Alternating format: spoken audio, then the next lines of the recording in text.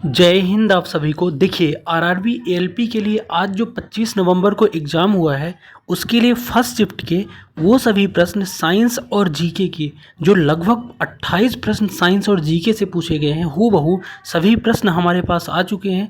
उन सभी प्रश्नों का डिटेल सॉल्यूशन के साथ डिस्कशन करेंगे। तो वीडियो काफ़ी इंपॉर्टेंट है उन बच्चों के लिए जो भी आने वाले शिफ्टों पे एएलपी का एग्ज़ाम देंगे। और ये यकीन मानिए सभी क्वेश्चन जो है ना आए हुए क्वेश्चन हैं फर्स्ट शिफ्ट के जीके और साइंस के। और जो आज एग्ज़ाम दे के आए हैं उनसे रिक्वेस्ट करूंगा अगर फर्स्ट शिफ्ट में रहा हो तो कमेंट में करके कमेंट बॉक्स में बताना कि ये क्वेश्चन आए थे कि नहीं। पहले क्वेश्चन से हम देखेंगे, आया था कि भारत के महान संगीतकारों में से एक उस्ताद बिलायत खां किस वाद्य यंत्र को बजाते हैं। तो बिलायत खां जो है ना आपको बताना था सितार वादक थे।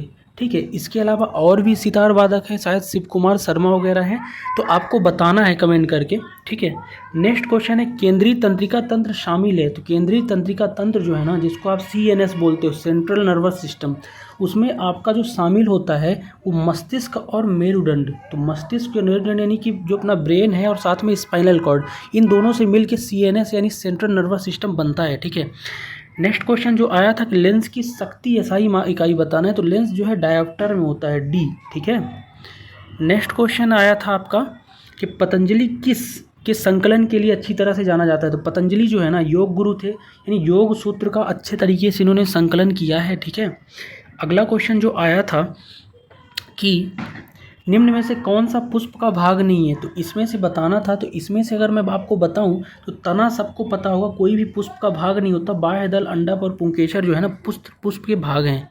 ठीक है, नेक्स्ट है कि जाइलम का कार्य क्या है। तो जाइलम जो है ना याद रखना, पौधों में जाइलम जल का संवहन, जल का संवहन जाइलम करता है। और आपका फ्लोएम क्या करेगा, फ्लोएम आपका भोजन का संवहन करेगा। ठीक है, याद रखना है। तो जल का संवहन हो कैसे, पौधों में जड़ों से लेके पत्तियों तक जल का संवहन जाइलम करेगा। अगर मैं फ्लोएम की बात करूँ तो फ्लोएम क्या है, जो अपना प्रकाश संश्लेषण है उससे पत्तियों से तनों तक यानी जड़ों तक तनों तक फ्लोएम करता है। तो इसका राइट आंसर जल संवहन होगा। जब जाइलम पूछे, फ्लोएम पूछे तो आप पौधों में भोजन का संग्रहण बता सकते हैं। ठीक है, नेक्स्ट क्वेश्चन है कि उत्तल दर्पण आमतौर पर डाट डाट के लिए प्रयोग करते हैं। तो उत्तल दर्पण जो है ना ये आप प्रयोग करते हो पीछे के दृश्य यानी जो वाहनों में है, टू व्हीलर फोर व्हीलर में जो साइड मिरर होता है पीछे के देखने के लिए जब चलाते हो तो उसमें यूज होता है उत्तल दर्पण। ठीक है, अगला था कि जिमेक्स 2023 अभ्यास कहाँ हुआ है। एक समुद्री अभ्यास है जिमेक्स जो भारत और जापान की सेनाओं के बीच होता है, समुद्री सेनाओं यानी नौसेनाओं के बीच, और ये जो है आंध्र प्रदेश के विशाखापट्टनम में हुआ है जिमेक्स। ठीक है, नेक्स्ट है निम्नलिखित में से किसे कोशिका का पावर हाउस, बहुत ही सिंपल क्वेश्चन पूछेंगे हैं। माइटोकॉन्ड्रिया कोशिका का पावर हाउस है। ठीक है, सेल का। नेक्स्ट है कोशिका में एटीपी शब्द किससे संबंधित है। एटीपी यानी एडेनो ट्राईफॉस्फेट जो एडेनो है आपका, ये किससे संबंधित है। तो एक प्रकार का ऊर्जा मुद्रा है यानी एनर्जी साइकिल बोलते हैं, और ये माइटोकॉन्ड्रिया में ही पाया जाता है। ठीक है, एटीपी याद रखना है। नेक्स्ट है निम्न में से किसे वाटरमैन ऑफ इंडिया के नाम से जाना जाता है। वाटरमैन ऑफ इंडिया याद रखना, ये डॉक्टर राजेंद्र सिंह जो है ना इन्हें वाटरमैन ऑफ इंडिया के नाम से जाना जाता है, क्योंकि ये जल वगैरह के संग्रहण में अच्छी खासी अपना रिसर्च और भूमिका निभा चुके हैं। ठीक है, नेक्स्ट है नोबेल गैसें निम्नलिखित में से किस समूह से संबंधित है। नोबेल गैसें जो आदर्श गैसें जिसको आप बोलते हो किससे संबंधित है। तो समूह 18 में अक्रिय गैसें जो पाई जाती हैं, जिनान, रेडान, ये सब क्या है, नोबेल गैसें हैं। जबकि आपका 17 की मैं बात करूँ, 17 क्या होता है, हैलोजन समूह होता है। तो ये सब आपको पढ़ के जाना है अच्छे तरीके से, साइंस में पूछ सकता है। नेक्स्ट है चुंबकीय फ्लक्स की एसआई इकाई यानी चुंबकीय फ्लक्स किससे नापते हैं। तो एसआई मात्रक इसका क्या है भाई साहब, तो इसका एसआई मात्रक आपका हो जाएगा वेबर। तो वेबर आपका राइट आंसर हो जाएगा। चुंबकीय क्षेत्र की बात करेंगे तो क्या होगा उसका मात्रक, कमेंट करके जरूर बताना। ठीक है, नेक्स्ट था कि सोडियम कार्बोनेट का रासायनिक सूत्र क्या है। सोडियम कार्बोनेट कपड़े धोने का सोडा जो होता है, इसका जो रासायनिक सूत्र होता है Na2CO3 होता है, यानी ऑप्शन नंबर 1 इसका राइट आंसर हो जाएगा। ठीक है, नेक्स्ट है निम्न में से किस उपकरण से ध्वनि ऊर्जा विद्युत ऊर्जा में परिवर्तित होती है।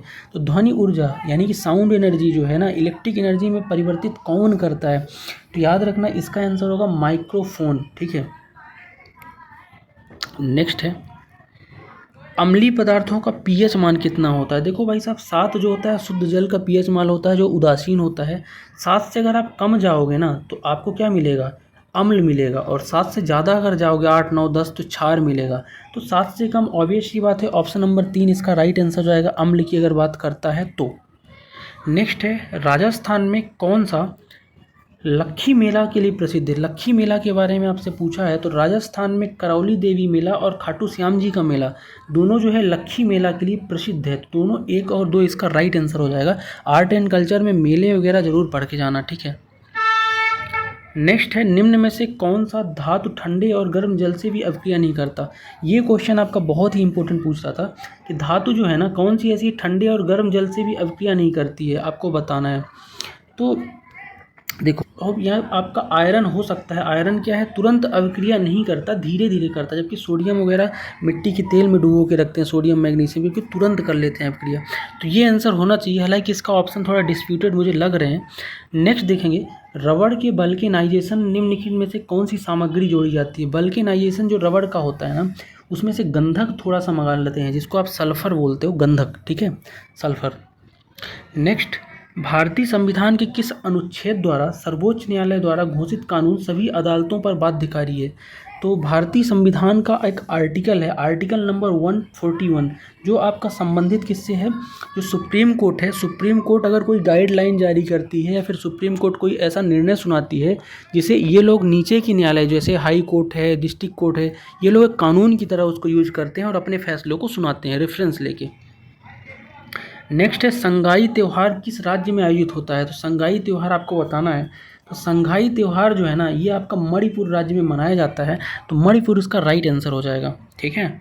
नेक्स्ट था कि तारों का टिमटिमाना किसके कारण होता है। तो देखो अपवर्तन क्या कहता है, परावर्तन तो होगा नहीं। अपवर्तन कहता है प्रकाश की सतह किसी सतह से टकरा कर माध्यम को अपने बिछड़ जाना या फिर दूसरी तरफ मुड़ जाना, वही अपवर्तन है। और याद रखना कि प्रकाश का जो अपवर्तन है यानी कि तारों का प्रकाश का वायुमंडलीय अपवर्तन जो है ना उसके कारण ही तारे अपने को टिमटिमाते हुए दिखाई देते हैं, लेकिन टिमटिमाते नहीं हैं, ठीक है। अगला क्वेश्चन है भारत ने राज्य रीति निर्देशक सिद्धांतों, जिसको आप डीपीएसपी बोलते हो, डायरेक्टिव प्रिंसिपल जो होते हैं आपके स्टेट प्रिंसिपल, वो किससे संबंधित हैं, किस संविधान से लिए गए हैं। तो भारत का जो डीपीएसपी है यानी नीति निर्देशक तत्व, ये आर्टिकल 36 से लेके 51 के बीच पाए जाते हैं और ये जो है ना आयरलैंड के संविधान से उठाए गए हैं, तो आयरलैंड इसका राइट आंसर हो जाएगा। नेक्स्ट है शरीर में डीएनए का कार्य क्या है।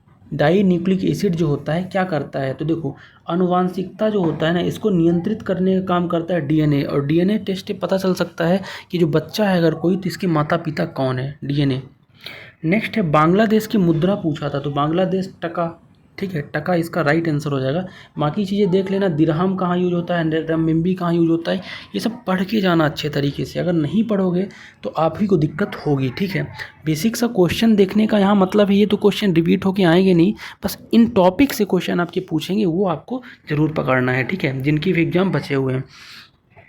नेक्स्ट है एक गति में निकाय अनिवार्य रूप से निम्न में प्राप्त होता है। कोई अगर गति कर रहा है, मान लो वाहन है, कोई आदमी है, तो मुख्य रूप से यानी क्या हो सकता है। तो याद रखना गतिज ऊर्जा तो होगी।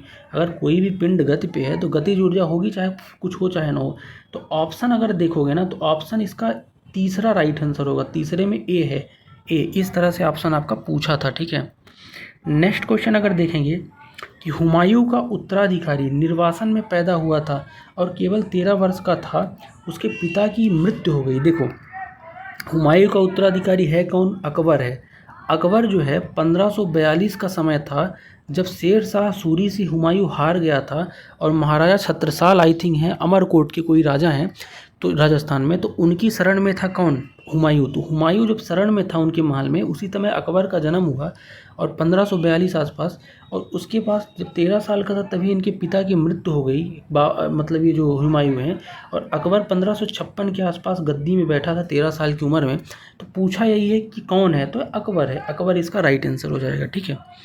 नेक्स्ट है टेस्टोस्टेरोन स्रावित होता है। टेस्टोस्टेरोन जो है क्या, मेल हार्मोन्स है, यानी पुरुष का मुख्य हार्मोन्स है, और ये जो है ना आपका वृषण में, और वृषण में भी लेडिंग कोशिकाओं में आपका पाया जाता है, तो लीडिंग इसका राइट आंसर हो जाएगा। ठीक है, तो ये था पूरा सेगमेंट। लगभग 28 क्वेश्चन आपको यहाँ देखने को मिले हैं जो कि आपके पूछे गए थे किससे, जीके और साइंस से, आज की एलपी सीबीटी 1 में। अब कोई भी अगर एलपी सीबीटी 1 का अभ्यर्थी जो आज देके आया हो एग्जाम बच्चा, वो बता सकता है क्वेश्चन हूबहू सही है या नहीं, कमेंट जरूर करें। मिलते हैं नेक्स्ट वीडियो में, तब तक के लिए आप सभी को जय हिंद।